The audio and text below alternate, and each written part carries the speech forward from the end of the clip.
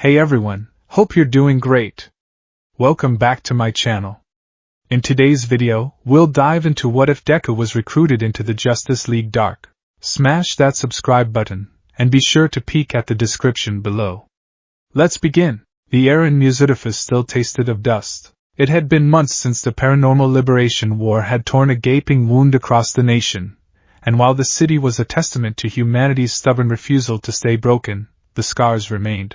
Skeletons of new skyscrapers clawed their way into the sky, their steel bones a stark contrast to the rubble-strewn lots they shadowed. The symphony of reconstruction, the percussive clang of hammers, the grinding roar of heavy machinery, the determined shouts of workers, was the city's new heartbeat. It was a sound of healing, but one that couldn't quite drown out the memory of the scream that had preceded it. Izuku Midoriya, known to the world as the hero Deku, felt it in his bones. Perched atop a newly capped apartment building, the cool night air tugging at his tattered green cowl, he scanned the streets below. The city was alive, yes. Neon signs bled vibrant color onto the wet asphalt, cars flowed like blood cells through concrete arteries, and people, exhausted but resilient, hurried along the sidewalks. But there was a fragility to it all, a pane of glass that had been shattered and painstakingly glued back together. Everyone knew it wouldn't take much to break it again. That knowledge was a constant thrum beneath his skin, a silent partner to the living storm of one for all that resided within him. The power was more settled now, less a raging tempest and more a deep, powerful ocean current. He had a better handle on his quirks, the voices of the vestiges less a cacophony and more a council of whispers at the back of his mind. He was stronger, faster, more in tune with his abilities than ever before, and he was terrified it still wasn't enough. Everything quiet tonight, Deku? The voice of the fourth user, Haikyuu Shinomori, was a dry, cautious murmur in his consciousness. Danger sense was a low, persistent hum, the baseline anxiety of a city that had forgotten how to fully relax. So far. Izuku thought back, his eyes sweeping a 4-block radius. Just the usual. A purse snatching on Kansas Street, police have it handled. Possible public intoxication near the station, but it looks like just a couple of kids having fun. Good. Keep your focus, added the stern, grounding voice of Daigoro Banjo, the fifth user. Izuku's own focus, however, was snagged by something else. A flicker in his peripheral vision. Not a crime, not a threat picked up by danger sense, but an absence. A street lamp down an alleyway had just gone out. Not with a pop and a shower of sparks, but as if a curtain had been drawn over it. The light was simply gone. He frowned. A faulty bulb, most likely. Yet, a peculiar coldness seemed to emanate from that direction, a chill that had nothing to do with the autumn air. It was a deep, marrow-sucking cold, the kind you felt in your soul before you felt it on your skin. He pushed off the ledge, activating float and letting the wind guide him into a silent, controlled descent. He landed as softly as a stray leaf on the pavement at the alley's mouth. The cold was stronger here. It was a dead, still air, and with it came an unnerving silence. The distant sounds of the city seemed to warp and bend around the entrance to the alley, as if unwilling to enter. Izuku's breath plumed in front of his face, a stark white cloud in the oppressive dark. This was wrong. This was deeply, fundamentally wrong. His calm crackled to life. Deku, are you there? We have a code, stillness alert at your coordinates. Repeat, code stillness. Izuku's blood ran cold. Code stillness. The official designation for the new string of bizarre incidents that had been plaguing the city for the past 3 weeks. The media had a more dramatic name for the perpetrator, the silence. Copy that, dispatch, he said, his voice low. I'm on site. Moving in now. The victims of the silence were never physically harmed. There were no bruises, no cuts, no signs of a struggle. They were simply found, empty, staring into space with wide, unseeing eyes, their faces slack with a terrifying placidity. They breathed. Their hearts beat. But the person inside was gone. And stranger still, their quirks were gone too, not suppressed, not erased in a way that someone like Aizawa-sensei could manage. The quirk factor, the very genetic marker that defined them, had vanished from their DNA. It was as if it had been scooped out, leaving a hollow space where a fundamental part of their being used to be. Pro-heroes were baffled. Scientific analysis yielded nothing. There were no energy signatures, no foreign substances, no psychic residue. The crime scenes were just cold. Izuku activated full cowling at 5%, green lightning crackling silently around him, casting the grimy brick walls in an ethereal glow. He took a step into the alley, and the silence deepened. The hum of his own power seemed muted. The cold intensified, and with it came a sense of profound dread, a heavy blanket of existential despair that tried to smother the heroic fire in his chest. It whispered of hopelessness, of endings, of the heat death of the universe. Halfway down the alley he saw it. A figure, cloaked and stooped, hunched over a crumpled form on the ground. The cloak was a thing of pure shadow, a tear in the fabric of reality that seemed to drink the light around it. It wasn't black. It was the absence of color, of light, of everything. Swirling around its edges was a faint, sickly green luminescence, like phosphorescent mold on a forgotten grave. The figure's back was to him. It had one long, skeletal hand extended over the body of a young man, a college student by the look of his clothes. A thin, shimmering tendril of that same green energy snaked from the figure's palm, connected to the young man's forehead. Izuku watched in horror as the vibrant, kinetic aura he could now perceive around people, their life force, their quirk, was being siphoned away, drawn up the tendril like water through a straw. The student's body occasionally twitched, a puppet with its strings being cut one by one. "Hey!" Izuku's voice was a cannon blast in the dead air. "Get away from him!" The figure froze. It retracted the tendril of energy with a wet, slurping sound that made Izuku's stomach clench. Slowly, agonizingly it turned. There was no face beneath the hood. Only a swirling vortex of shadow, a miniature galaxy of despair.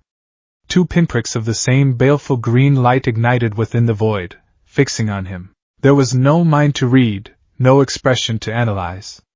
There was only a terrible, ancient hunger. Izuku didn't waste time with words. He knew analysis would be useless here. This was a threat, and a person was in danger. The equation was simple. He shot forward, black whip lashing out from his arms to pin the creature, to bind it. The whips of dark energy flew true, wrapping around the cloaked form. But instead of tightening, they sank into it. They didn't pass through. They were absorbed, their energy bleeding away into the shadowy mass. Izuku felt a jolt of feedback, a wave of that soul-crushing cold that traveled up the tendrils of his own quirk and into his very core. The creature didn't even seem to notice. It raised a hand, and a bolt of the green energy shot towards him. Izuku sidestepped, the bolt striking the brick wall behind him. There was no explosion, no impact. The bricks simply decayed. They turned gray, then to dust, crumbling into a pile of lifeless powder in a matter of seconds. The very life energy of the mortar and clay had been devoured. What kind of quirk is this? He pushed the thought aside. He needed to get the civilian out. He used a burst of speed, a 15% St. Louis smash aimed not at the creature, but at the ground beside it.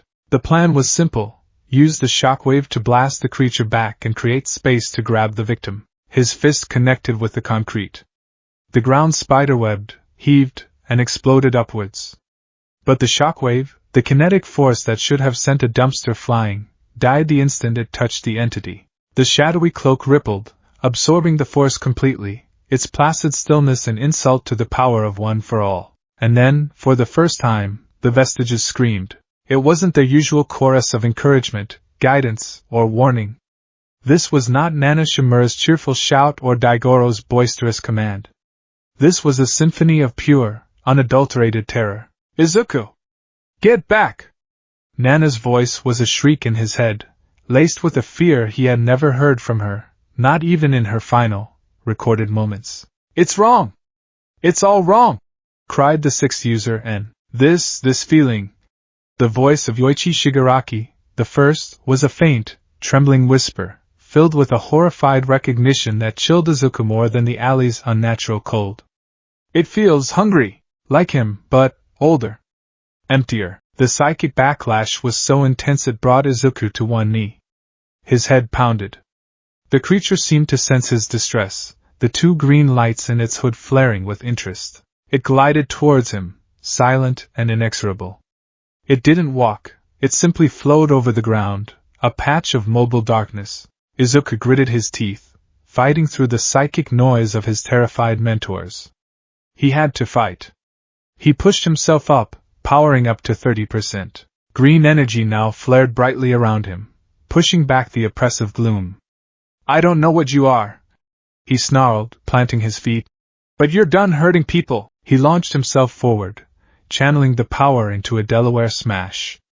The focused blast of air shot down the alley, a miniature hurricane designed to tear his opponent apart, and for a moment it worked. The air cannon struck the creature dead on. The shadowy cloak billowed and tore, revealing not a body underneath, but more swirling, lightless void. A high, thin shriek echoed, not in the alley, but directly inside Izuku's skull, a sound like grinding glass and dying stars. But the creature did not disperse. The shadows swirled, coalesced, and reformed, the tear in its cloak stitching itself back together. It seemed annoyed. Then, it retaliated. It didn't fire another bolt. It simply opened its metaphorical arms, and dozens of those sickly green tendrils erupted from its shadowy form, lashing out like a viper's nest. They were too fast, too numerous. Izuku dodged and weaved, using FA gene to build up explosive speed for impossible direction changes. But he couldn't evade them all. One tendril wrapped around his ankle. The cold was absolute. It wasn't just a physical sensation. It was a spiritual violation. He felt his energy, the vibrant, crackling power of full cowling, being drained away. The green lightning around his leg sputtered and died. The cold climbed his leg, a numbing, deadening frost that seeped past muscle and sinew, straight into his soul. He could feel it pulling. Not just at his stamina, but at one for all itself. He felt a faint tug on the vestiges, a horrifying sensation like a phantom hand reaching into his chest and trying to rip his heart out. "It's eating us!" Daigoro roared, a sound of pure, desperate fury. "Fight it, kid!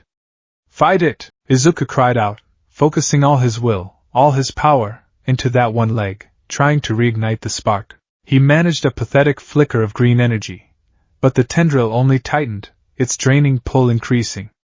More tendrils snaked through the air, wrapping around his other leg, his arms, his torso. He was caught, suspended in the air a few feet from the ground, a fly in a spectral spider's web.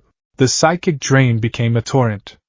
He felt his connection to the vestiges weakening, their terrified shouts becoming faint and distant.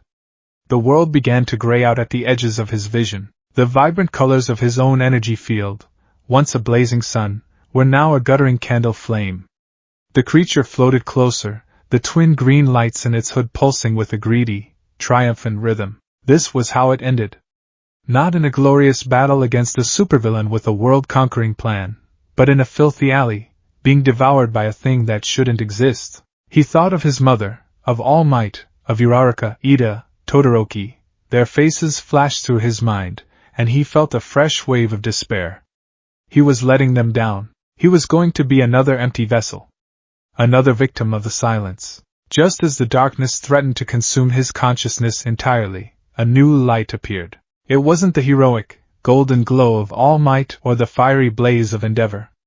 This was a different kind of light. A jagged, shimmering distortion appeared in the air at the mouth of the alley, a tear in reality that glowed with the color of old brass and smelled faintly of ozone, sulfur, and cheap tobacco. From the shimmering portal stepped a man who looked spectacularly out of place. He was tall, gaunt, with messy blonde hair that looked like it had been styled by a hurricane. He wore a rumpled, tan trench coat over a cheap suit, his tie loosened at the collar. A cigarette dangled from the corner of his lips, its ember a defiant pinprick of orange in the oppressive gloom. He looked less like a hero and more like someone who'd just been kicked out of a pub at 3 a.m. He took a long drag from his cigarette, his weary, intelligent eyes scanning the scene. He took in the soul-eating creature, the bound and struggling Deku, the catatonic victim on the ground, and didn't even flinch. He just looked bored. Annoyed, even. "Oh, for Christ's sake!" the man muttered, his voice a low, gravelly thing with a thick British accent. "Can't you bloody phantoms find a new dimension to haunt? This one's just getting interesting." The creature paused its draining, its green eyes swiveling to face the newcomer. It emitted a low hiss, a sound of pure malice.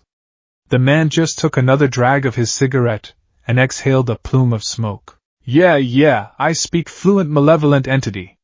You can piss off now, he said, raising a hand. His fingers weren't glowing with power, nor were they crackling with energy. He just made a few quick, intricate gestures, like a street magician doing a card trick. He spoke one word. It wasn't Japanese. It wasn't English.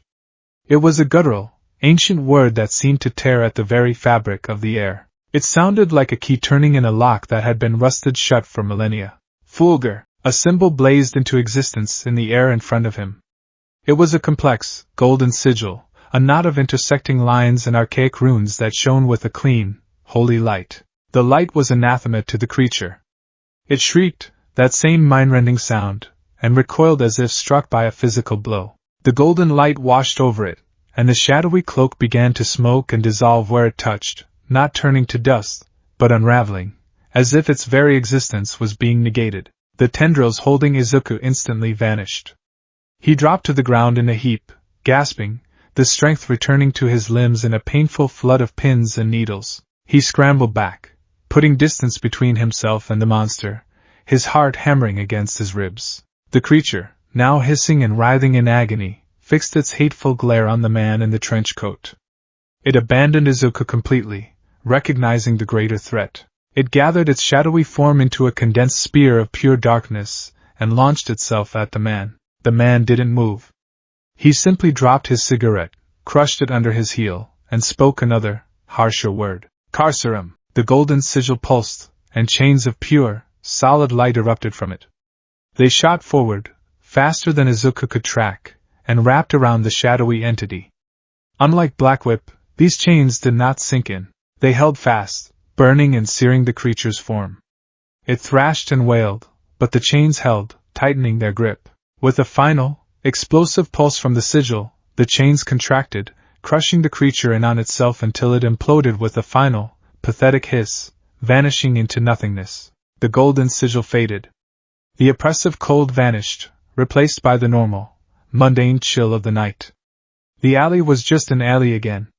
The silence was broken by the distant, returning hum of the city. It was over. Izuku stared, chest heaving, at the man who stood calmly in the middle of the alley as if he'd just shooed away a stray cat. He looked down, picked up his squashed cigarette butt, and tucked it into his pocket. Can't be leaving litter about, he mumbled to himself. Then, he turned his tired eyes on Izuku. He walked over, his footsteps echoing in the now silent space. He stopped a few feet away, his gaze analytical, sharp, and deeply unsettling. His eyes lingered not on Izuku's face, but on his chest, as if he could see right through him, right to the swirling nebula of power that was one for all. Izuku pushed himself to his feet, every muscle aching. His mind was a whirlwind of questions. Who was this man? What was that creature? What was that power? It wasn't a quirk. He was sure of it. There was no biological mechanism, no physical tell. It was something other. The man took a final, long look, a flicker of something, surprise? Interest, crossing his features for the first time. He gave a low, dry whistle. Blimey, he said, his voice dripping with a cynical sort of wonder. He gestured vaguely at Izuku's chest with a thumb. You're not just haunted, mate. He paused, a wry, tired smirk touching his lips. You're a bloody spiritual tenement block. Izuku could only stare, his vocabulary, for once, completely failing him. He opened his mouth, then closed it again. He had faced down all for one, stared down Shigaraki at his most powerful, and wrestled with the ghosts of his own legacy. But this? A man in a trench coat who spoke in riddles and fought with words and light? He was completely out of his depth. The man seemed to find his confusion amusing. He reached into his coat pocket, pulling out a crumpled pack of cigarettes and a Zippo lighter. He flicked it open, the flame casting flickering shadows on his weary face. The thing you just fought, the man said, lighting a fresh cigarette and taking a deep, satisfying drag. That wasn't some villain with a newfangled quirk. That was a specter, a minor one, but a hungry one. It eats souls, or the closest thing you lot have to your quirks. He exhaled a cloud of smoke, which curled and dissipated in the air. His eyes, sharp and knowing, met Izuku's.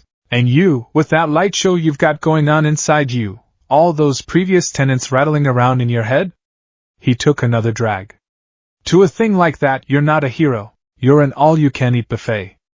And now that one of them has had a taste, the others are going to be coming for the main course. He offered the pack of cigarettes to Izuku, a gesture so casual, so profoundly bizarre in the aftermath of the supernatural battle, that Izuku's brain momentarily short-circuited. Smoke, Izuku, the symbol of peace and training, the inheritor of the sacred torch of One for All, stared at the offered pack of silk cuts.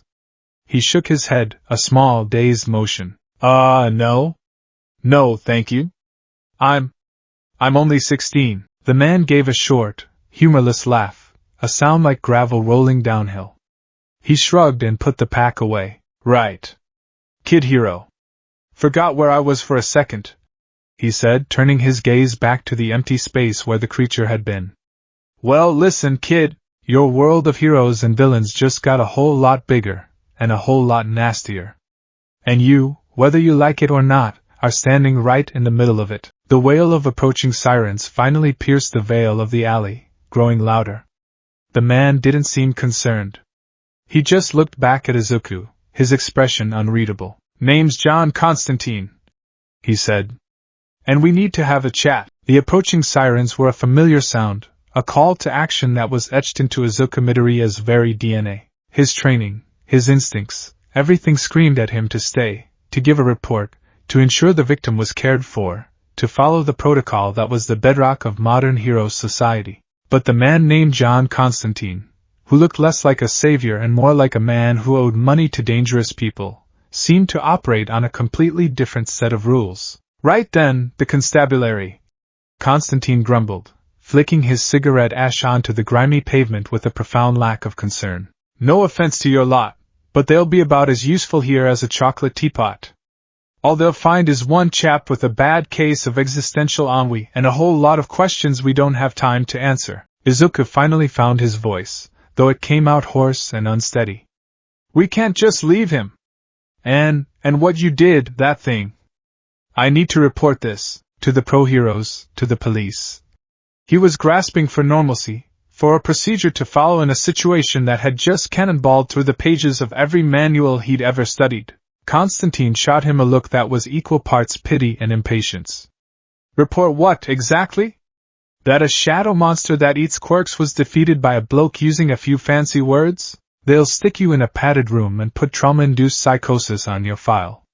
Trust me, son. The world you know has very firm ideas about what is and isn't possible. This, he gestured to the empty air where the specter had been, aimed on their list. The sirens were closer now, the Doppler shift indicating they were just a street over. But, Izuku started, his mind racing. He was trying to analyze, to categorize. Was it a reality-warping quirk? Some kind of hyper-advanced support gear that projected illusions and energy? But the cold, the drain, the sheer, alien wrongness of the specter defied any rational explanation he could conjure. And the vestiges, they were still humming with a terrified, residual energy. They knew it was real. Listen to him, Izuku. Nana Shimura's voice was a shaky whisper in his mind, the fear still coloring her tone. That thing, it wasn't from our world. That power, the light, it wasn't a quirk. Constantine seemed to notice the flicker in Izuku's eyes, the subtle shift in his posture as he communed with the voices only he could hear. See? The old ghosts in the machine agree with me. Time to go. He started walking towards the back of the alley, away from the approaching flashing lights. Go where? Izuku demanded, staying put. I'm not going anywhere with you until you tell me what's going on. Constantine sighed, a long, theatrical exhalation of smoke and exasperation. He stopped and turned, his trench coat swirling around his ankles. Fine. You want the pitch? Here it is. The universe is bigger and weirder than you think. There are things that slip through the cracks of reality. Demons, ghosts, angels, eldritch horrors, and things with no names. Magic, for lack of a better word, is real.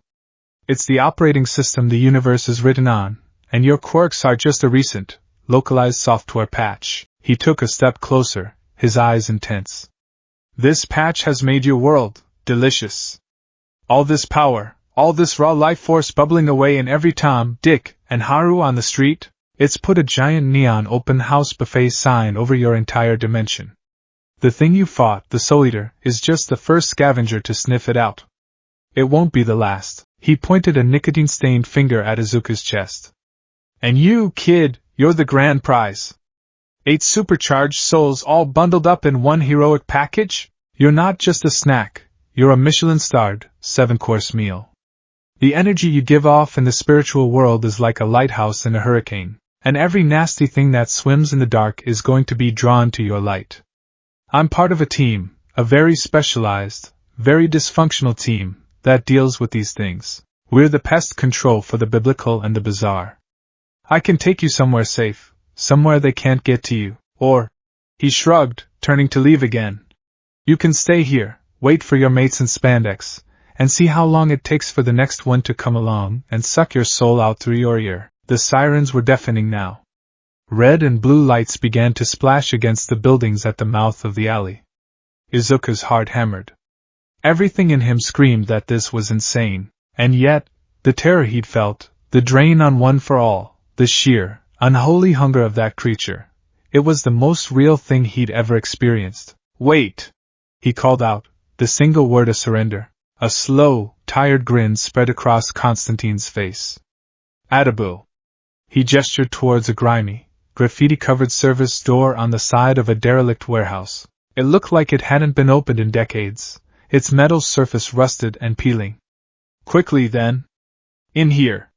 Before we have to start answering awkward questions. Izuku hesitated for a fraction of a second, then jogged to catch up. This was a mistake. This was probably a trap, but it was the only lead he had, the only path forward from the impossible event he had just survived. He reached the door just as Constantine did. The Englishman didn't bother with the handle. He simply placed his palm flat against the metal and muttered something too low for Izuku to hear. The door swung inward with a groan of protesting hinges, opening into absolute, pitch-black darkness. In you go, Constantine said, with a chivalrous, mocking wave of his hand. Izuku peered into the void. He couldn't see a thing. What's in there? The answer to your next question, Constantine said cryptically, and with a firm, unexpected shove, he sent Izuku stumbling over the threshold. The world dissolved. It wasn't like walking into a dark room. It was like stepping off a cliff into an ocean of non-existence. For a single, heart-stopping second, there was nothing. No light, no sound, no sense of up or down. His connection to the vestiges flickered, a gut-wrenching sensation of falling out of sync with his own power. Vertigo seized him, a nauseating spin that scrambled his senses and turned his stomach. He flailed, his arms finding no purchase, his feet finding no floor. Then, just as abruptly, reality reasserted itself, but it was a reality that had been put through a blender. He landed on solid ground, wood by the feel of it, but the ground itself seemed to tilt and sway beneath him like the deck of a ship. The air changed. The damp, polluted scent of the Muzurufu alley was gone, replaced by a smell that was impossibly ancient and complex. It smelled of dust from 1,000 attics, of old paper and dried herbs, of ozone from a distant storm, and something else, a faint, coppery tang that reminded him of old magic tricks and stage shows. He blinked, his eyes struggling to adjust. He was standing in a hallway. It was long and opulent, paneled in a dark, polished wood he didn't recognize. The floor was a complex mosaic of inlaid patterns that seemed to shift and writhe at the edge of his vision. Ornate, gaslit lamps flickered on the walls, casting long, dancing shadows that looked far too solid. The silence here was different from the alley's dead quiet. This was a heavy, listening silence, the kind one finds in a grand library or a cathedral long after the last prayer has been whispered. Constantine stepped through the doorway behind him, which now stood open in the middle of the hallway, a perfect, rectangular cutout of the alleyway still visible through it. The Englishman clapped his hands together once, a sharp sound that echoed in a dozen different directions at once. Right. Shut the door, will you, love? He called out to the air. With a click that seemed to come from everywhere and nowhere, the door swung shut on its own, and the image of the alley vanished. It was now just a plain, wooden door, indistinguishable from any other that might line such a corridor. Where are we? Izuku stammered, his hand instinctively going to the wall for support. The wall felt warm, and he could have sworn he felt a slow, rhythmic pulse thrumming through the wood, like a giant, sleeping heart. "Welcome to the House of Mystery," Constantine announced, gesturing with a lazy sweep of his arm. "Home to the lost, the damned, and the magically inclined. Mind the carpets, they bite on Tuesdays." Izuku looked around, truly taking in the impossibility of it all. The hallway stretched into the distance, but the perspective was all wrong. The far end seemed to be simultaneously miles away and just a few feet from his face. A grand staircase to his left curved upwards, but some of the steps were upside down. A portrait on the wall depicted a stern-looking man whose eyes followed him, not as a trick of the light, but by physically swiveling in their painted sockets. His analytical mind, his greatest weapon, was sputtering, failing to find a single data point it could process. This place defied physics, geometry, and every law of nature he had ever known. It was a living, breathing paradox. This house, it's a quirk?" he asked, the words feeling feeble and inadequate even as he said them. "Bless your cotton socks." Constantine chuckled, starting down the hall. "No, it's not a quirk. It's a nexus. A consciousness. It exists in a pocket dimension, connected to, well, everywhere, if you know the right way to knock. It's one of the few places in all of creation that's truly safe from the things that hunt you. Mostly." He led Izuku down the main corridor, their footsteps echoing strangely. Izuku noticed that with every step, their surroundings subtly changed. The pattern on the wallpaper morphed, the portraits on the wall changed subjects, and the number of doors lining the hall seemed to increase and decrease at random. He felt a profound sense of being watched, not by a person, but by the house itself. The air buzzed with a latent energy, a static charge that made the hairs on his arms stand up. It was overwhelming, a sensory overload that made even the chaos of a battlefield seem tame. They arrived at a set of large, ornate double doors. Constantine pushed them open without knocking and strode inside. "Tea and biscuits! I brought home a stray!" Izuku followed him into a vast, circular room that was clearly a library. Bookshelves soared from the floor to a domed ceiling painted with a swirling, real-time star chart of an unfamiliar cosmos. Books were everywhere, crammed onto shelves, stacked in precarious towers on the floor, even floating lazily in the air, slowly turning their own pages. The air smelled intoxicatingly of old paper, leather, and brewing tea. In the center of the room, a fire crackled merrily in a large, marble fireplace, even though there was no chimney. 2 people were in the room. The first was a woman, standing by the fireplace, one elegant hand resting on the mantel. She was stunningly beautiful, with raven black hair, piercing blue eyes, and an air of effortless grace and power. She wore a stylish, modern outfit, dark trousers and a silk blouse, that nonetheless seemed as timeless as the room around her. When she turned her gaze on Izuku, he felt as if she were reading the table of contents of his soul. The second was, not a person, in the traditional sense. He was a ghost. A translucent, blue-white figure in an old-fashioned acrobat's costume, complete with a high collar and a large red D on his chest. He was floating cross-legged in the air near the ceiling, idly phasing his hand through a bookshelf. The woman raised a perfectly sculpted eyebrow at Constantine. "John! You're tracking ectoplasmic residue on the floor again. And who is this?" Her voice was smooth and melodic, but held an undercurrent of authority that commanded attention. "Zatanna Zatara, Boston brand, meat. What's your hero name again, kid?" Constantine asked, already rummaging through a wooden box on a nearby table, presumably for cigars. "Deku," Izuku managed, feeling utterly small and out of place. The woman, Zatanna, gave him a small, welcoming smile. "A pleasure, Deku. Forgive John's manners. He was raised in a barn." She took a step towards him, her movements fluid and mesmerizing. "He wasn't exaggerating, though. The spiritual energy coming off of you is extraordinary. It's like a constellation of souls, all burning in concert. I've never felt anything quite like it." As she spoke, a stack of books that had been teetering on a nearby table suddenly began to fall. Without looking, Zatanna flicked her wrist and said, "Editive L8 Scub." The books froze in midair, then gently floated back into a neat stack on the table. Izuku's eyes went wide.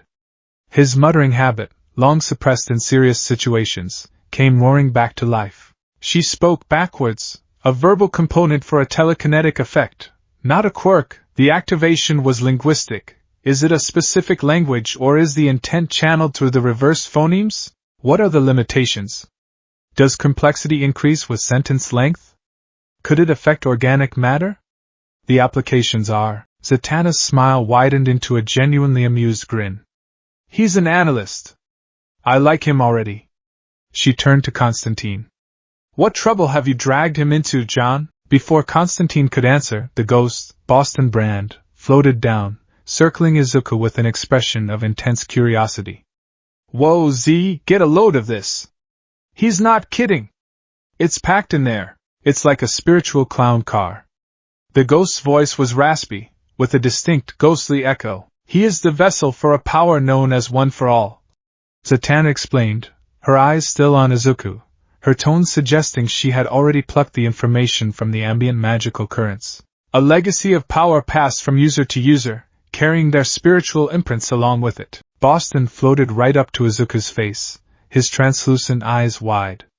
Izuku instinctively flinched back, though the ghost passed harmlessly through the space he had just occupied. Imprints? No, these aren't just echoes, see. These are the real deal, Boston insisted. They're dim, sure, but they're whole. Real, bona fide spirits, stuck to this kid's soul like gum on a shoe. He looked at Izuku with a strange mix of sympathy and excitement. Mind if I take a closer look? It'll just tickle. Wait, what do you mean? Izuku began, but it was too late. Boston Brand dove forward, phasing directly into Izuku's chest. The sensation was indescribable. It was an invasive, bone-deep cold, a shocking intrusion that was both physical and spiritual. For a moment, Izuku felt like a passenger in his own body, his controls slipping. The world took on a bluish, ethereal tint. The voices of the vestiges, which were usually a chorus in his mind, erupted into a panicked cacophony. He felt a foreign consciousness brush against his own, and more alarmingly, against theirs. What is this? Get out of him! Daigoro Banjo's voice boomed with protective fury. An intruder! In the sanctum! The second user hissed.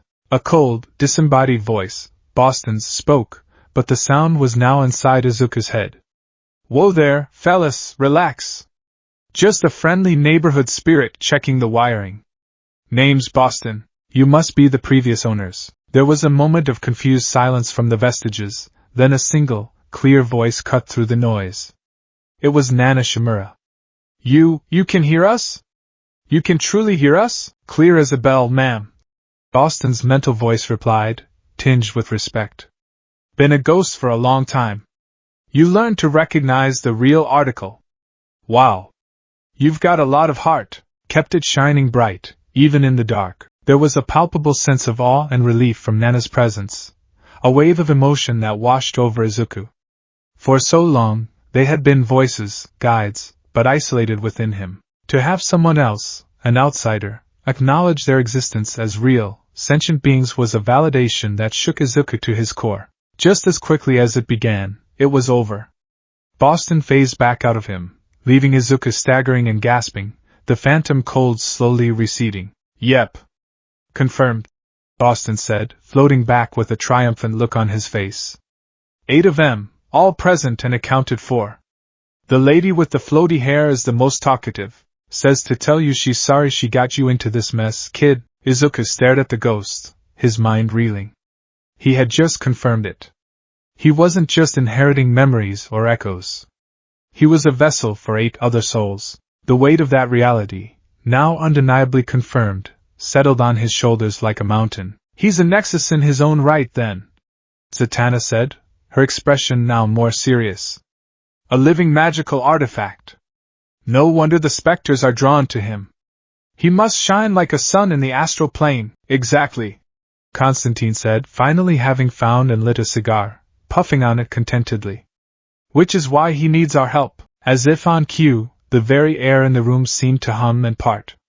A shimmering golden archway, woven from threads of pure light, materialized near the fireplace. From it stepped a figure that Izuku recognized instantly, A hero whose legend was as great as All Might's, though from a world away. It was Wonder Woman. She was even more impressive in person. Taller than he expected, with an aura of power, grace, and compassion that filled the room. She was in her full armor, the lasso of truth coiled at her hip. Her eyes, ancient and wise, immediately found Izuku. She offered him a kind, reassuring smile before her gaze hardened as she turned to Constantine. "John," she said, her voice a calm but unyielding force. "Reports are flooding the monitor sphere. A significant tear in the veil over Muzidafu, Japan. A specter incursion, and now I find you here, with a child." Her title, Izuku learned, was Liaison. Wonder Woman, an Amazon forged from magic and blessed by the gods, was the Justice League's official bridge to Constantine's shadowy team, a team she had helped form, the Justice League Dark. Constantine blew a smoke ring. "He's not just any child, Diana. He's the bloody cause of the incursion. He's the main course on the menu." Wonder Woman walked over to Izuku, her presence a comforting warmth that pushed back the lingering chill of the house. She looked him over, not as a weapon or a magical anomaly, but as a person. She saw the exhaustion in his eyes, the faint tremor in his hands, the immense weight on his young shoulders. "I know who you are, Deku," she said softly. "Your world struggle, your bravery, it has not gone unnoticed. You are a true hero." Izuku felt a blush rise to his cheeks. To be praised by a hero of her stature was surreal. "Thank you, ma'am, but this is not your world, and this is not your fight," she continued, her tone gentle but firm. "These threats, they are ancient and insidious. You are still a boy, with your own world to protect. It is our duty to handle this and return you home, not to pull you into another war." Here it was. The dilemma. The conflict between responsibility and jurisdiction, between protecting a child and using a vital asset. "We don't have that luxury, Princess," Constantine interjected, his voice sharp. "This isn't about us pulling him into our fight. The fight came to him. The bleed between worlds is happening in his hometown. The creatures are hunting his kind. And most importantly, they are hunting him. Sending him back now is like tossing a bleeding seal into a shark tank and hoping for the best." "There are other ways," Diana argued, her gaze unwavering. "We can place wards on him, attempt to mask his spiritual signature, a plaster on a severed artery." Constantine scoffed. "You saw the readings. This isn't a random incursion. A new player is on the board. Someone is orchestrating this, directing the specters. They're not just scavenging, they're harvesting. And whatever their plan is, this kid and his internal ghost party are the key. We can't protect him from a distance. We need him here, where we can teach him to defend himself, and more importantly, where we can figure out who's pulling the strings by using him as bait." "You would use a child as bait?" Wonder Woman's voice dropped, laced with a dangerous calm that promised dire consequences. "I'd use my own grandmother as bait if it would stop the world from being eaten by trans-dimensional soul leeches." Constantine shot back, jabbing the air with his cigar. "This is my world, Diana, the one of great choices and necessary evils. We can't afford your brand of black and white morality when we're dealing with things that are every color of wrong. He's the key." End of story. Izuku listened, his head spinning. A part of him, the tired, scared, 16-year-old part, desperately wanted to agree with Wonder Woman. He wanted to go home, to the familiarity of his dorm room at UA, to his friends, to a world where problems, no matter how big, could ultimately be punched. But the other part of him, the part that wore the mantle of one for all, couldn't ignore Constantine's grim logic. That creature had been in his city, hurting his people. That catatonic young man in the alley, what if the next victim was Uraraka? Or Ida? Or his own mother? The threat wasn't in another dimension anymore. It was in his backyard. And it had his scent. He thought of All Might's words. "Meddling when you don't need to is the essence of being a hero." He straightened up, his exhaustion momentarily forgotten, replaced by a surge of familiar, unwavering resolve. All eyes in the room turned to him. "He's right," Izuku said, his voice quiet but steady. Wonder Woman looked at him, her expression softening with concern. "You do not have to carry this burden." "I know," Izuku replied, meeting her gaze. "But that thing, If it's hurting people in my home, then it's my fight. If I'm the reason they're coming, then I have to be part of the solution. I can't go back and hide, waiting for someone else to get hurt because of me. He looked at Constantine. You said you can teach me how to fight these things. To defend myself. If I stay, will you teach me? A slow, calculating smile spread across John Constantine's face. It wasn't a kind smile, but it was a smile that promised results. Kid, he said, taking a long drag from his cigar. By the time we're done with you, you'll be giving the bloody things nightmares. The decision, made in a moment of heroic clarity in the Grand Library, felt significantly more daunting 24 hours later. Izuku Midoriya stood in a room within the House of Mystery that had designated itself his temporary quarters. The term room was a gross understatement. It was a spacious, wood-paneled chamber with a four-poster bed so large it could comfortably sleep a family of four, a crackling fireplace that required no fuel, and a window that looked out not onto a city or a landscape, but a swirling nebula of purple and gold cosmic dust. The house, as Zatanna had explained, was semi-sentient and catered to its occupants. It had provided him with a change of clothes, simple, comfortable training gear, and a stack of pancakes for breakfast that had materialized on his nightstand that morning, complete with a small pitcher of syrup that tasted faintly of starlight.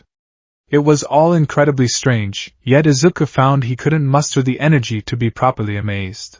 He was too busy feeling like a first grader on his first day at a quantum physics university. He had spent the night in a fitful, dream-haunted sleep.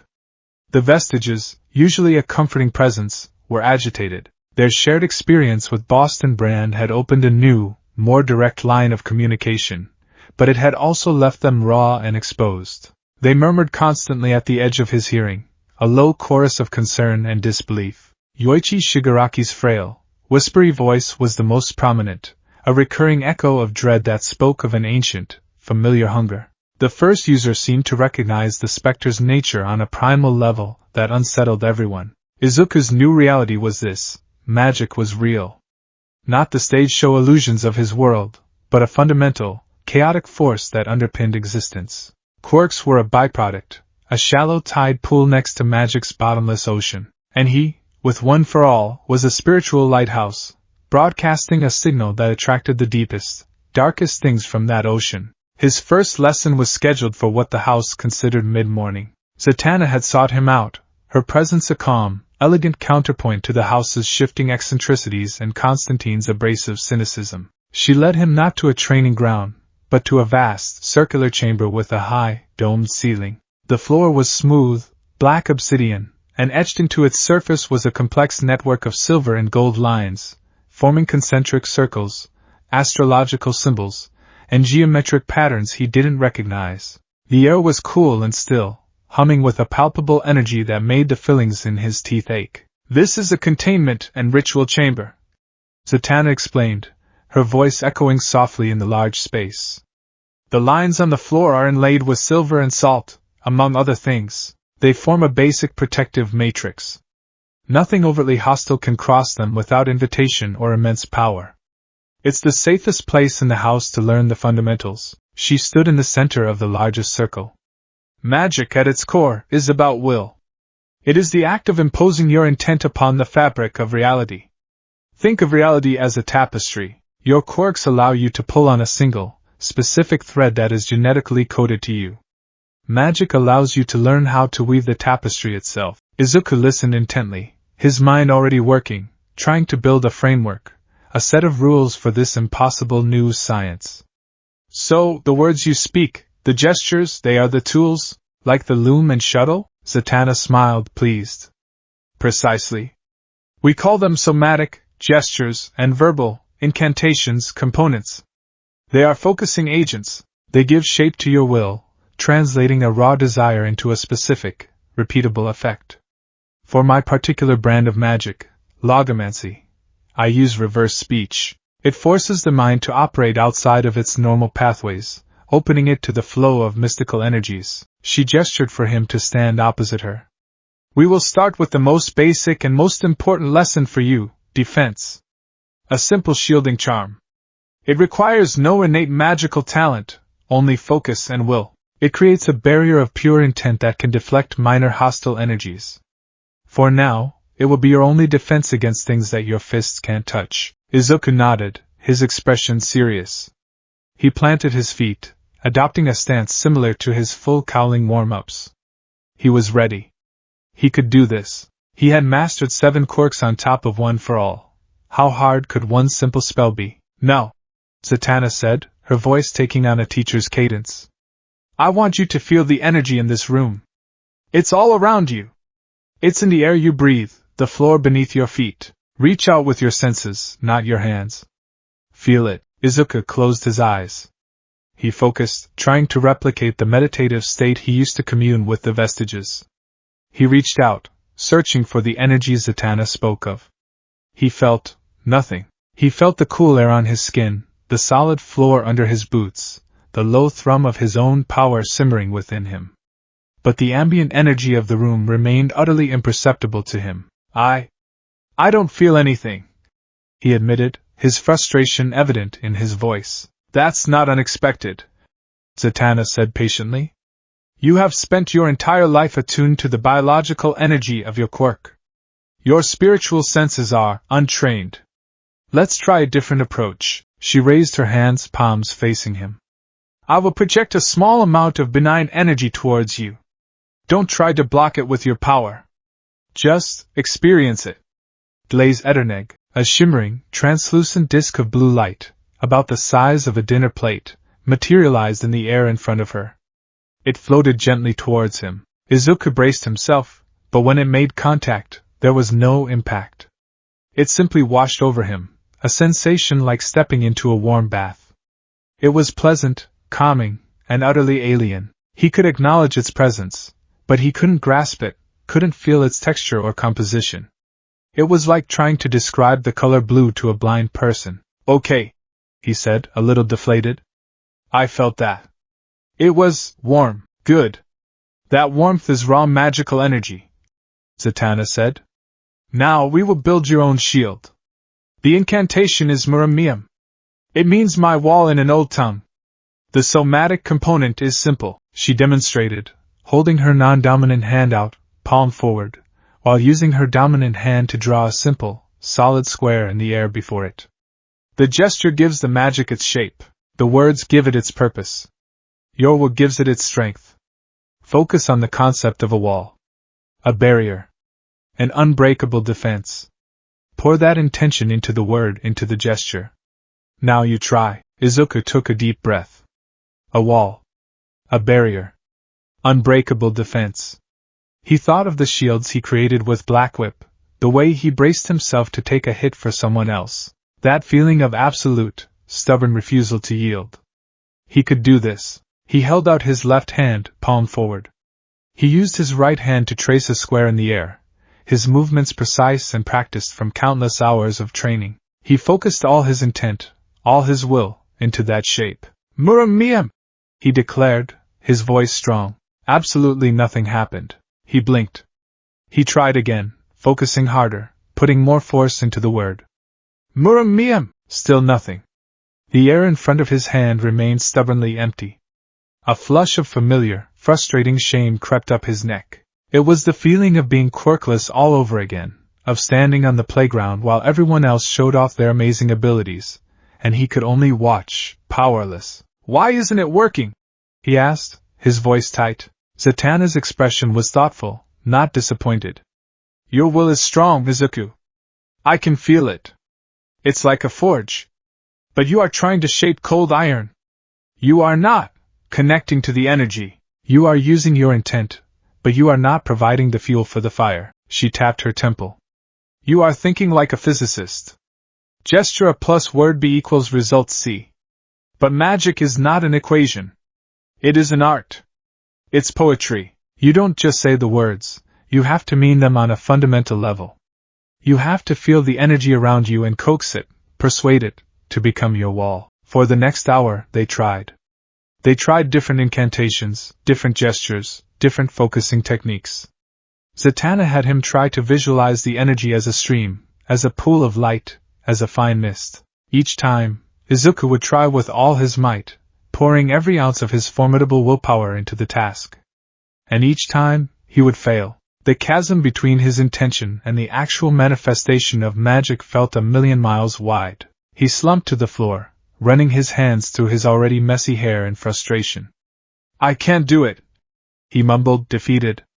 "I just can't feel it. It's like there's a wall inside my head, and the magic is on the other side." Zatanna sat down on the floor opposite him, her posture elegant even on the hard obsidian. "Perhaps we are approaching this from the wrong angle," she said, her voice gentle. "You are trying to be a sorcerer, Izuku. But maybe that is not who you are. Tell me, when you first began to master One for All, how did you do it?" Izuku looked up, the question surprising him. I studied. I analyzed. All Might was a terrible teacher at first," he admitted with a small, wry smile. "He just told me to clench my butt cheeks and yell smash.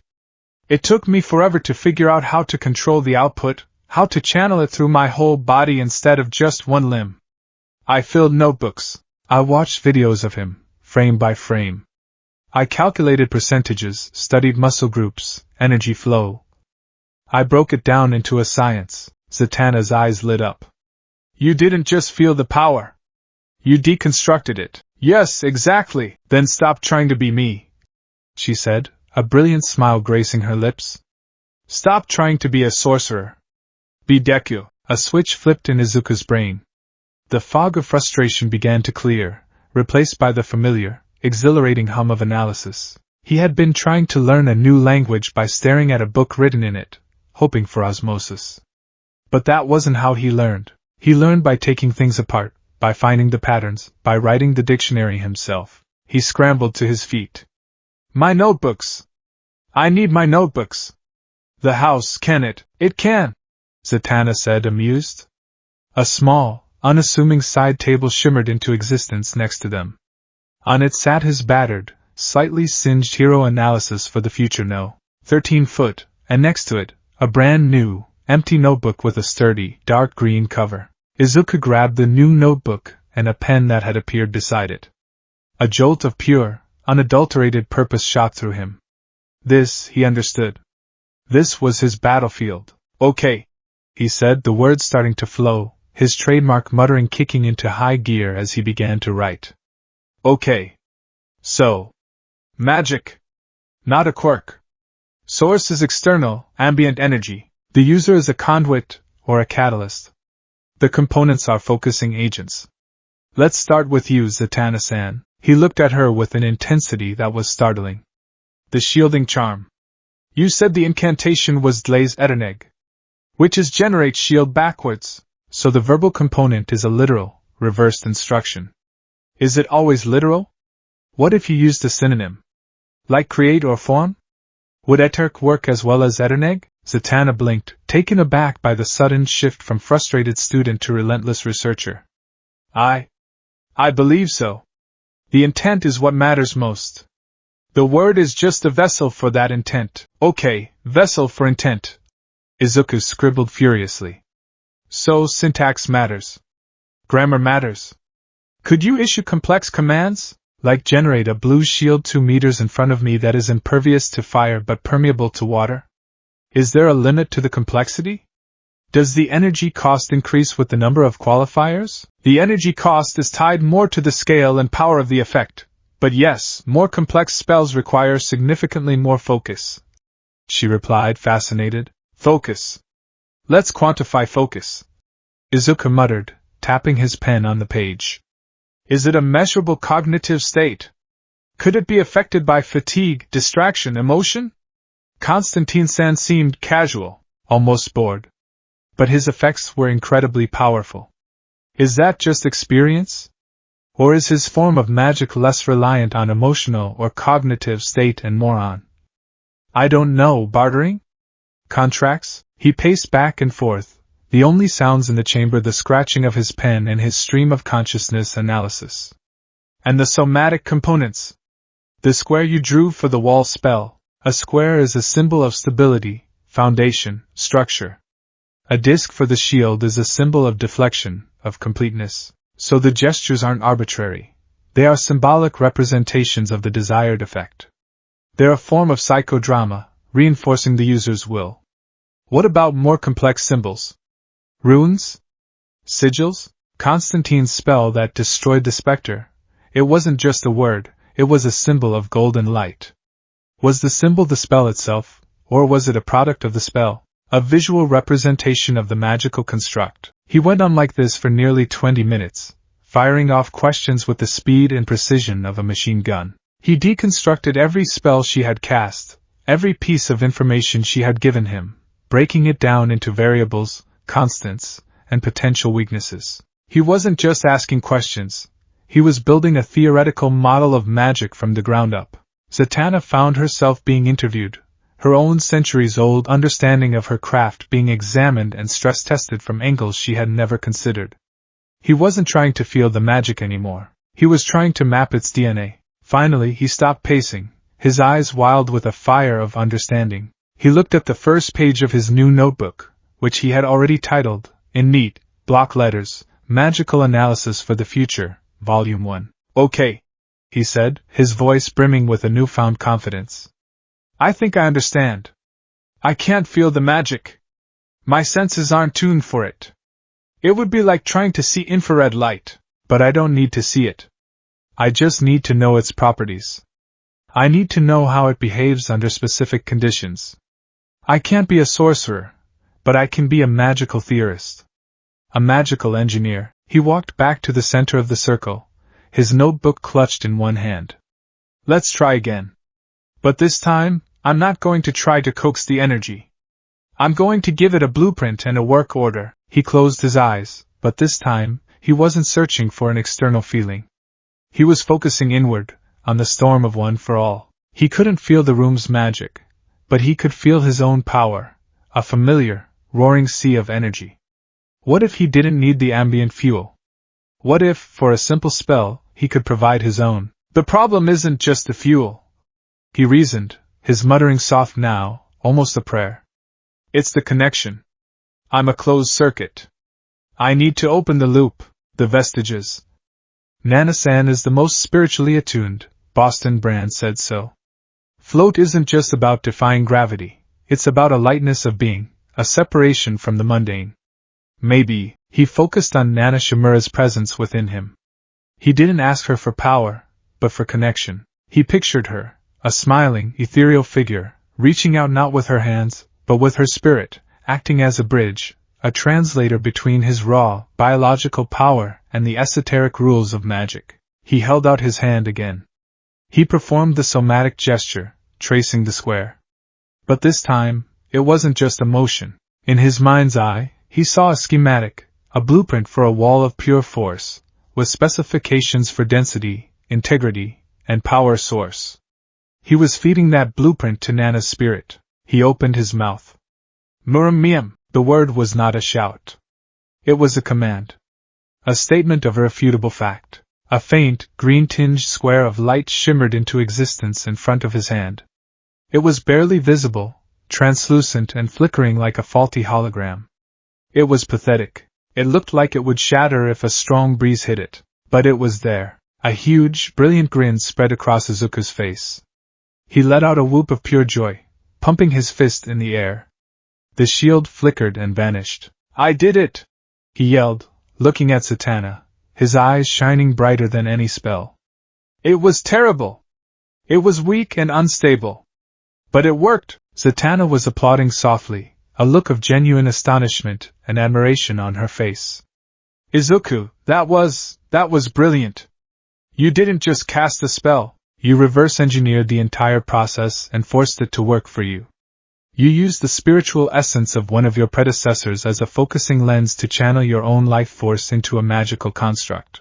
That's a level of theoretical and practical application that most trained mages don't achieve in a lifetime. Before Izuku could properly celebrate, another presence made itself known. Not bad, kid. For a meat sack, Boston Brand phased up through the floor, a translucent grin on his face. I was watching. That was some fancy spiritual footwork. The floaty lady gives you 2 thumbs up. Says you're a natural, Izuku beamed. Thank you, Boston-san. And tell Nana-san thank you too, will do, the ghost replied. He turned to a more serious topic. Speaking of the peanut gallery in your head, though, that's why I came to find you. Constantine sent me. He said your magic lesson was probably a bust, and that we should move on to what you're actually good at, listening to the dead. Izuku's smile faded, replaced by a look of serious determination. What do I need to do? We need to have a proper chat with your tenants, Boston said, floating closer. That specter thingy spooked them bad. Especially the first one, the skinny guy. He felt something familiar. We need to know what that is. A memory, a feeling, anything could be a clue as to who we're up against. Zatanna nodded in agreement. He's right. Your connection to the vestiges is your most unique asset in this world, Izuku. It is a direct line to souls who have witnessed history. We need to learn how to strengthen that connection, to make it a clear channel for communication. Boston cracked his ghostly knuckles. And that's where I come in. I'm a ghost. They're ghosts. I speak the language. Think of me as your spiritual switchboard operator. It's gonna be a bit like meditation, a bit like a seance, and a whole lot of weird. You up for it? Izuku looked down at his new notebook, at the first few pages filled with his frantic, hopeful scribbles. He had taken his first step into this vast, terrifying new world, not by adopting its ways, but by applying his own. He had found his footing. Now, it was time to learn how to listen. He closed the notebook and met Boston's gaze, his own eyes burning with resolve. Yes, he said, his voice clear and strong. Let's talk to the ghosts. The library of the House of Mystery was a place of profound and daunting silence. It wasn't an empty silence, but a heavy one, freighted with the weight of forgotten histories and slumbering spells. Izuku sat cross-legged on a plush Persian rug that occasionally shifted its patterns when he wasn't looking, the fire in the hearth crackling with flames that burned but gave off no heat. Across from him, Boston Brand floated in a similar meditative pose, a comical, translucent parody of a Zen master. His sessions with Boston had become a new kind of training, as mentally grueling as any physical exercise All Might had ever devised. The ghost was a surprisingly effective, if unorthodox, teacher. He guided Izuku through the labyrinthine corridors of his own soul, teaching him how to quiet the surface noise of his conscious mind and descend into the shared space where the vestiges resided. It wasn't a physical place, but a conceptual one, a silent, stardusted nexus that Izuku was beginning to recognize as the heart of One for All. All right, kid, deep breaths. Boston's voice echoed, seeming to come from both outside and inside Izuku's head. You're pushing too hard. Don't try to force the connection. Just open the door. They know you're there. You gotta make 'em feel welcome to come out and chat. Izuku did as instructed, releasing the tense coil of his focus. He had been trying to summon the vestiges, to treat them like quirks he could activate at will. That was the wrong approach. They weren't tools, they were people. He shifted his intent from a demand to an invitation. He pictured the inner sanctum not as a vault to be opened, but as a warm, safe room, and he was simply holding the door for his honored guests. The change was immediate. The faint, anxious whispers at the edge of his consciousness resolved into clearer presences. He felt Nana Shimura's bright, warm spirit draw near, her essence a comforting hand on his spiritual shoulder. Daigoro Banjo's boisterous energy was a crackle of static electricity, impatient but supportive, and then, a colder, more hesitant presence emerged from the depths. It was Yoichi Shigaraki, the first. His spirit felt fragile, ancient, and steeped in a sorrow so profound it made Izuku's own heart ache in sympathy. He is here. Nana's voice resonated, clear and distinct within the quiet of his mind. The first, Daigoro murmured, his usual bravado tempered with a deep, abiding respect. Izuku focused on the frail wisp of light that represented Yoichi. Yoichi-san. He projected, his thoughts forming the words. Boston-san said you recognized the feeling from the specter. Can you tell me about it? There was a long pause. The memory was clearly painful, a wound that had never truly healed. When Yoichi's thoughts finally came, they were not words, but a cascade of pure, undiluted feeling. Izuku was hit with a wave of cold ambition, of suffocating control, of a hunger that was not for food or power, but for everything. A desire to possess, to absorb, to make all things an extension of a singular, monstrous will. It was the feeling of standing before his brother, all for one. The hunger. Yoichi's thought voice was a strained whisper, thin as cobwebs. It was the same. The emptiness. The desire to consume the light in others because it possessed none of its own. But different, older. My brother's malice was personal. It was born of a twisted love, a desire to own what he could not understand. This was the hunger of the void. The hunger of a star collapsing. Impersonal, absolute. It did not hate us. It simply fed. The intensity of the emotional feedback was staggering. Izuku gasped, his eyes flying open. The library swam back into focus. The memory, second-hand though it was, left a greasy film of dread on his soul. "Whoa, easy there," Boston said, his spectral form showing concern. "You okay, kid?" You went pale. Well, paler, all for one. Izuku breathed, the name tasting like ash in his mouth. Yoichi-san, he said the feeling was the same as his brother's. The same kind of hunger. This new piece of information settled like a lead weight in the room. Constantine, who had been observing from a worn leather armchair while pretending to read a grimoire bound in what looked suspiciously like human skin, lowered his book. "Well, isn't that just peachy?" he drawled, his voice thick with sarcasm. "So we're not just dealing with soul-sucking wraiths. We're dealing with soul-sucking wraiths that are philosophically aligned with your world's resident bogeyman. Every day, in every way, this gets better and better." Before anyone could process the grim implication, a sharp, piercing alarm echoed through the house. It wasn't a siren or a bell, but a discordant, psychic chime that vibrated directly in their skulls. The books on the shelves rattled, and the star chart on the library's ceiling swirled into a frantic, chaotic pattern. "What was that?" Izuku asked, jumping to his feet. Zatanna swept into the room, her expression grim. Wonder Woman was right behind her, her hand already resting on the hilt of her sword. "The orbs of scrying," Zatanna announced, her voice tight with urgency. "They've detected another major incursion. It's back in your world, Izuku. A massive life force drain, far bigger than the alleyway attack." "Where?" Wonder Woman demanded. Zatanna closed her eyes, her brow furrowed in concentration. "A park. On the outskirts of Muzudafa. Shurzen no Mori Park.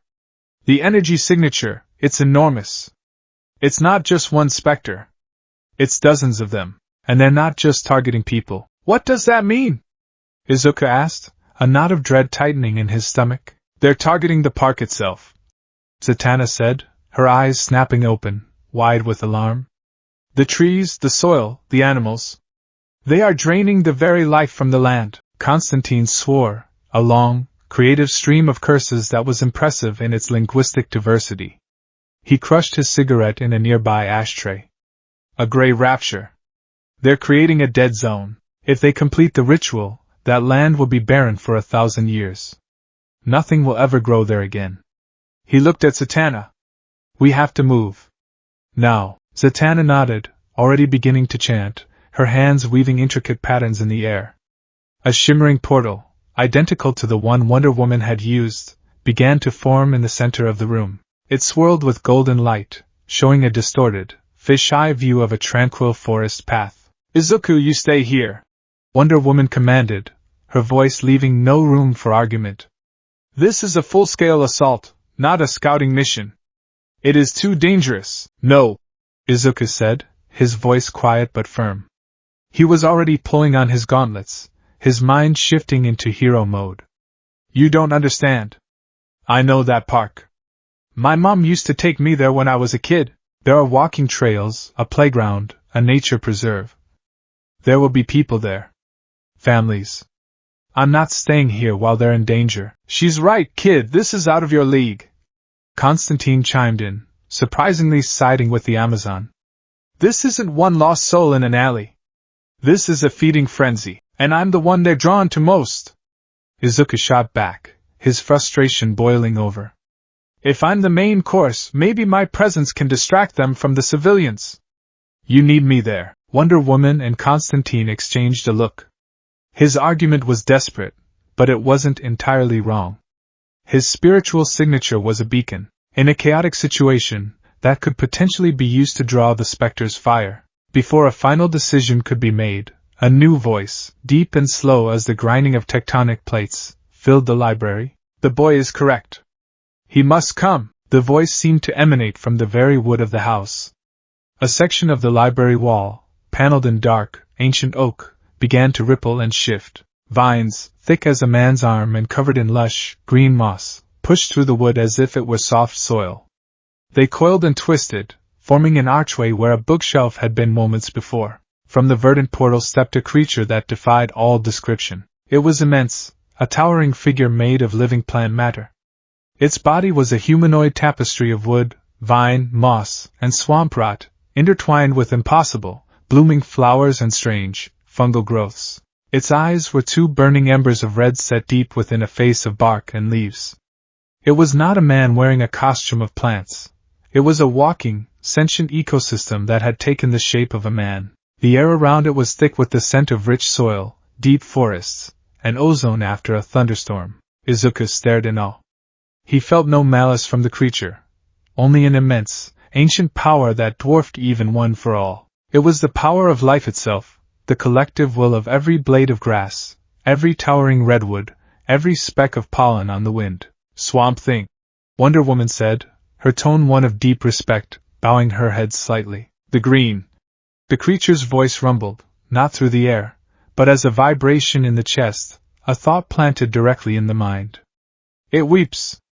A wound has been torn in the fabric of my world. A place of life is being rendered into a place of dust and silence. The being's glowing red eyes settled on Izuku. The gaze was not judgmental or analytical. It was elemental. It was like being seen by a mountain range. You burn brightly, Swamp Thing observed. You are a vessel of human life. A chain of generations, a river of will, contained within a single seed. The gray seeks to consume such things. It turned its massive head towards the shimmering portal Zatanna had created. I must go. The green requires it. And you, seedling, you must come as well. The gray fears your fire. We will need it. There was no arguing with such a being. Its words were not a suggestion, but a statement of cosmic fact. Wonder Woman gave a curt, reluctant nod. Constantine just shrugged, lighting another cigarette. Well, the big shrub has spoken. Let's go have a word with the landlords of the apocalypse. Stepping through Zatanna's portal was like diving into a sunbeam. For a moment, Izuku was surrounded by warm, golden light and the sound of distant chimes. Then, he was standing on a forest path, the familiar, loamy scent of Shurs and No Mori Park filling his lungs.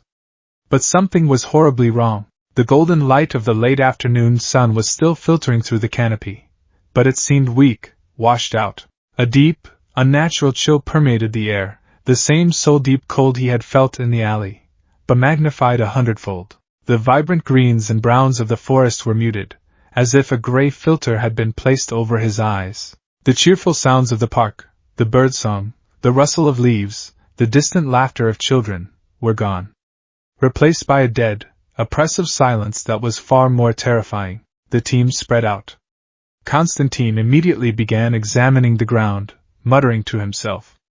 Zatanna's hands glowed with a faint blue light as she scanned for magical signatures. Wonder Woman drew her sword, its divine metal humming softly in the tainted air. Izuku activated full cowling at a low percentage, the green lightning that crackled around him seeming like a defiant spark of life in the encroaching decay. Ahead, through a break in the trees, they could see the park's central plaza.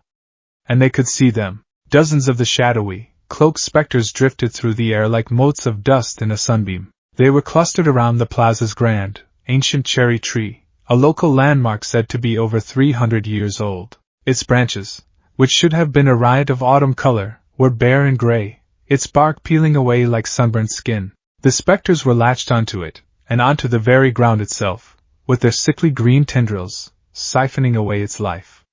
The grass around the plaza was gray and brittle. A nearby pond was stagnant and filmed over, its koi floating belly up on the surface. The entire area was a rapidly expanding circle of death. Worse, there were civilians. A dozen or so people were scattered around the plaza, frozen like statues in the middle of whatever they were doing. A young mother stood with her hand outstretched towards a swing set, where her child sat motionless, a look of blank surprise on his face.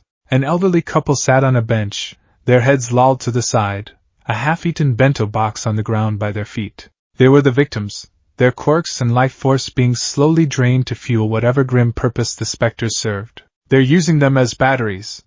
Constantine spat, his face a mask of disgust. Keeping them alive to power the ritual. It's more efficient that way. A low, guttural growl rumbled from Swamp Thing's chest. The plant life on his body began to writhe and shift. Thick, thorny vines grew from his arms, and the flowers on his shoulders bloomed into carnivorous-looking blossoms with sharp, wooden teeth. This desecration will not stand. Without another word he moved.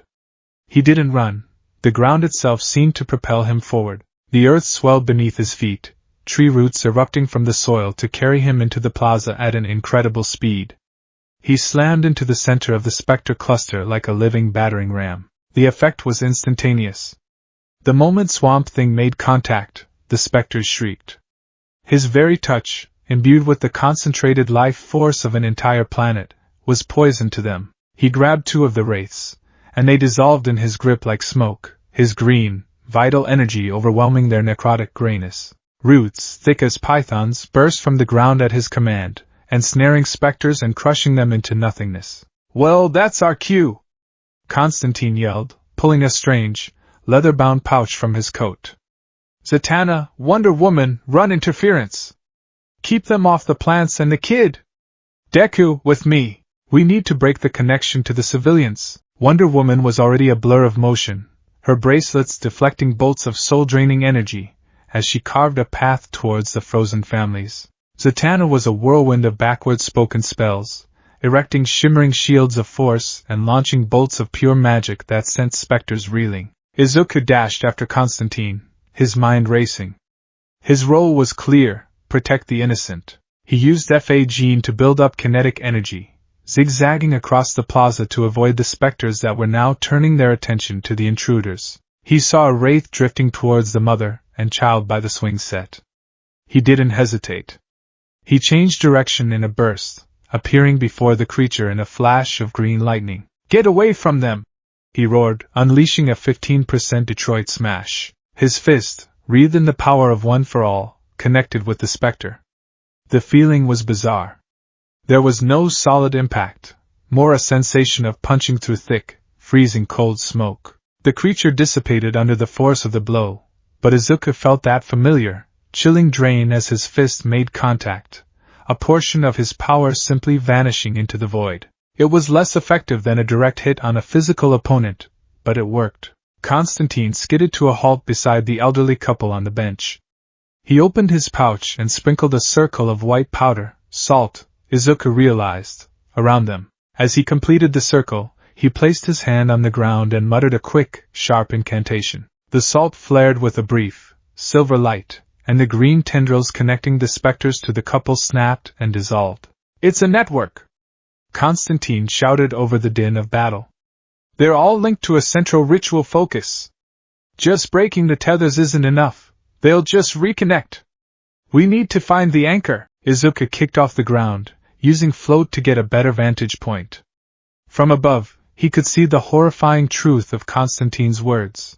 The green tendrils from every specter and every victim all snaked across the ground, converging on a single point, the base of the dying cherry tree. There, the energy was coalescing, sinking into the earth, poisoning the very soil. Swamp Thing was a force of nature, a one-man army of life against death, but he was outnumbered. For every 2 specters he destroyed, 3 more would rise from the graying earth, coalescing from the stolen life force. Zatanna's shields were holding, but cracks were beginning to show. Wonder Woman was a whirlwind of divine fury, but even she couldn't be everywhere at once. They were fighting the symptoms, not the disease. Izuku landed beside Swamp Thing, who had just impaled a specter on a spear of sharpened wood. "The tree," Izuku said, pointing. "It's the anchor. All the energy is flowing into it." Swamp Thing's glowing red eyes fixed on the ancient cherry tree. A deep, mournful sound emanated from him, a sigh of wind through dead leaves. "It is in agony. They have turned its roots into a siphon for the gray. It has become a conduit of its own demise. Can you heal it?" Izuku asked, hope rising in his chest. No, Swamp Thing rumbled. It is too late for healing. Its heartwood is saturated with necrotic energy. The green within it is silent. The being's tone was filled with a sorrow so profound it felt as though the entire forest was weeping. There is only one path left for it. A cleansing. A grim understanding dawned on Izuku. You're going to destroy it. I am going to grant it peace, Swamp Thing corrected. But the backlash of necrotic energy will be considerable. The Grey will not relinquish its prize easily. I'll cover you, Izuku said without hesitation. It was the only way. He turned to the towering plant elemental, the living embodiment of a world he was only just beginning to understand. It was here, in this dying park in his hometown, that Izuku had a conversation that would fundamentally reshape his understanding of what it meant to be a hero. Swamp Thing's gaze was heavy. You fight with great fire, seedling. You fight for the individual blades of grass. It is a noble thing. They're people, Izuku said, deflecting a spectral tendril with a blast of air from a Delaware smash flick. They need a hero. People is the name the grass gives itself. Swamp Thing replied, his voice a deep, philosophical rumble. I fight for the field. The soil that births the grass, the sun that feeds it, the roots that bind it. We fight for the same thing, you and I. We simply perceive it on a different scale. The words hit Izuku with unexpected force. All his life, heroism had been about saving people. One person at a time. But Swamp Thing, he fought to save the world itself. Not the society, not the civilization, but the living, breathing planet they stood upon. Your power, Swamp Thing continued, gesturing a vine-covered hand towards Izuku's chest, is unique. It is not merely the energy of one life. It is a legacy, a cutting from a great tree, grafted onto a new branch, again and again. It carries the memory of the sun from every season it has ever known. It is a concentration of human will, of hope. That is why the Grey fears it. Hope is the ultimate expression of life. It is the belief in a future season. In that moment, Izuku understood. One for all wasn't just a quirk. It was the embodiment of the human corner of the green, the relentless, stubborn drive to survive, to thrive, to pass something on to the next generation. It was the heroic spirit, distilled and passed down like a sacred seed. His strength wasn't just the physical power to punch things. It was the unwavering life force of 9 generations of heroes, all crying out in defiance of the encroaching Grey. What do you need me to do?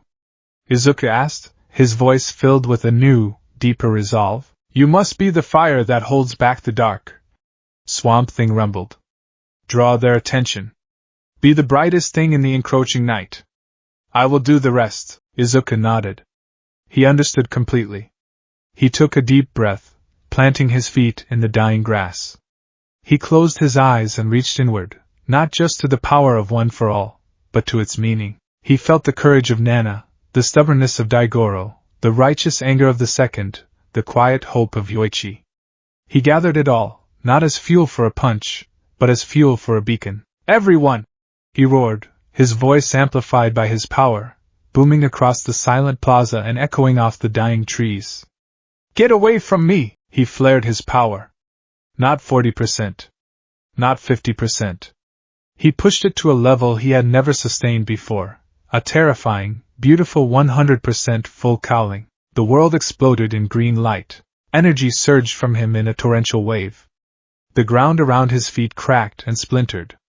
The air screamed. He became a living son of pure, heroic will, the green lightning of one for all forming a raging vortex around him. The light was so bright it was blinding, a clean, vibrant, life-affirming green that was the absolute antithesis of the specter's sickly, necrotic glow. Every specter in the plaza stopped what it was doing. Every one of them turned its faceless hood towards the incandescent boy who burned with the energy of 9 souls. The civilians, the dying tree, the other heroes, they were all forgotten. Before them was a feast beyond their wildest, hungriest dreams. With a unified, soul-shaking hiss, they converged on him. Kid, are you insane? He heard Constantine shriek, but the voice was distant, lost in the roar of his own power. This was what it meant to be a symbol. To draw all the hate, all the fear, all the darkness onto yourself, so that others could stand in the light. As the tidal wave of shadow and death swept towards him, Swamp Thing acted. He placed his massive, bark-covered hands on the trunk of the ancient cherry tree. "Sleep now, old friend," he whispered, a universe of sorrow in the thought. "Your winter has come. Let the green call you home." A pulse of emerald energy flowed from his hands into the tree. The tree did not heal. Instead, it aged 1,000 years in a single second. Its gray bark turned to dust, its branches crumbled, its very wood petrifying and collapsing in on itself until it was nothing but a pile of sterile, gray ash. The ritual anchor was destroyed. The backlash was cataclysmic. A shockwave of pure necrotic energy, the concentrated death of the entire park, erupted from the spot where the tree had stood. The converging specters were caught in the blast, and they screeched in agony as their own stolen power, now unleashed and uncontrolled, tore them apart from the inside out. They dissolved into wisps of black smoke, their brief, hungry existence extinguished. The wave of gray energy washed over Izuku. His brilliant green aura was the only thing standing against it. It felt like being submerged in an Arctic ocean, a pressure that sought to crush his soul and extinguish his fire. He roared, pushing back, pouring more and more of One for All into his incandescent shield. For a heart-stopping moment, green and gray battled for supremacy. Then, with a final, shuddering groan, the gray energy dissipated, neutralized by the sheer, stubborn life force of Izuku's power. He collapsed to his knees, his 100% output sputtering and dying, leaving him panting, trembling, and utterly drained. The silence that returned to the park was no longer dead and oppressive. It was peaceful. The unnatural chill was gone. The sunlight seemed warmer, the colors of the world slowly returning to their natural vibrancy. The civilians began to stir, groaning and rubbing their heads as if waking from a long, confusing dream. Wonder Woman and Zatanna were already moving among them, offering comfort and checking for injuries. Constantine was walking the perimeter of the dead zone, taking readings with a strange, brass-colored device. Swamp Thing approached Izuku, his heavy footsteps soft on the living earth. He knelt, a gesture that seemed both humbling and impossibly grand. He reached out a hand, not to touch Izuku, but the ground beside him. From his fingertips, a single, tiny green sprout pushed its way up through the dead, gray grass. A small, defiant spark of life in the midst of the desolation. "The field is wounded," Swamp Thing rumbled, his red eyes fixed on the small sprout. "But it is not dead. Life is stubborn. It will return. Because of you, seedling. You were the sun that broke the killing frost." Izuku looked at the tiny sprout, then at his own trembling hands. He had faced down an army of soul eaters. He had held back a tidal wave of death. He hadn't thrown a single real punch. His understanding of heroism, of his own power, had been cracked wide open. He was not just a fighter. He was a symbol. He was a legacy. He was a beacon of hope. He was the sun that broke the frost. And he was beginning to understand that some winters could only be ended by a hero who knew how to burn.